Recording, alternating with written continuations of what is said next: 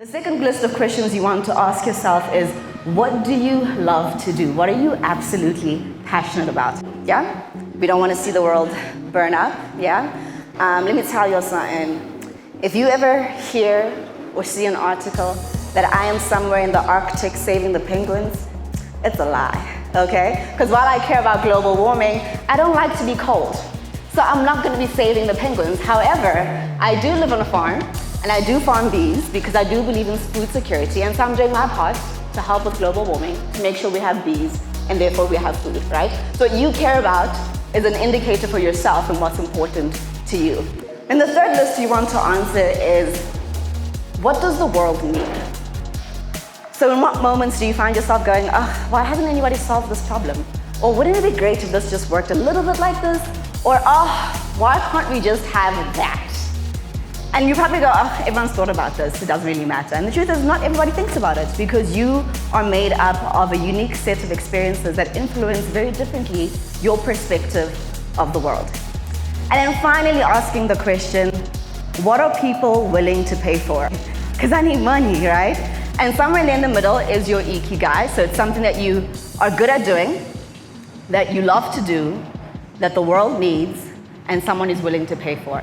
And when you start moving in the space of your ikigai and working and operating that sweet spot, you're then able to design a business, design a speaking career that allows you to go every single day. I wake up, I speak, I coach, I facilitate, I work with clients that feed my soul, my passion, my purpose. I know I'm creating some kind of impact, and the best part is I get paid for it, which is great because we all want to get paid for what we do, right? So for me, with Mentor, that's what I've been able to do. And Tony Robbins talks about setting goals and the fact that goals work like magnets. So when you set the goals, they somehow find a way to get to you. So for the first time ever, I then spoke at a TED Talk in Glasgow, in Cumbernauld, because of Wendy. And I share this story because for me, this is the power of networking. And then I also had the opportunity to host a book launch in Glasgow as well. And I became a cartoon. So while I was there, the theme that kept on coming up when I was engaging with people, engaging with entrepreneurs, was this idea around mentorship. Like, how do we find good mentors in different countries? And these are all people that I know through my network. So I want you to think about your network, where it is that you want to go, what it is that you want to do, and who is in your network that can help you get there? Who is in your network that you can leverage?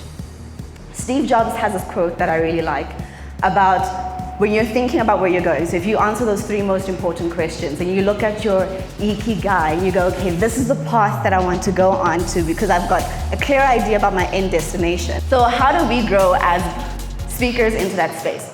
So the first thing around mentorship, a quote that I like by John C. Crosby, he says that a mentor is a brain to pick, an ear to listen, and a push in the right direction. So if we pivot a little bit to talk about networking and navigating this long path. If you haven't read the book, it's a really fabulous one by Porter Gale. And we've all heard this, that your network is your net worth. So when you think about, from a PR perspective, who is doing your marketing for free in your absence, right? What are people saying about you? So thinking about how do you network? And who are the people in your circle? And more importantly, who are the people that you're spending the most time with? I mean, are there people around you whose skills you admire, who do something, who have a certain magic about them that you can spend time with and glean from? The third thing that the article highlighted was the network points men and women need to get somewhere. So a man can have one kind of essential network where they can ask one person and have a plug. And what they found out was that women often need two networks, essential one and a decentralized one that includes people in higher positions. So it's not just about knowing more people, it's also about knowing more people that are also decision makers. And I think a big thing is thinking about the value that you add. So not networking for networking's sake, but networking for exponential networks work really well when there's value creation, when there's co-creation, and when there's value exchange. I'm gonna grow my network to 20 meaningful connections. And the key word there is meaningful, right? So it doesn't matter if you have 100 connections if none of them are willing to go into value exchange or willing to introduce you. So even if you just have 20 good people that are meaningful connections, that are willing to make introductions, that's better than none. That's it. Thank you very much.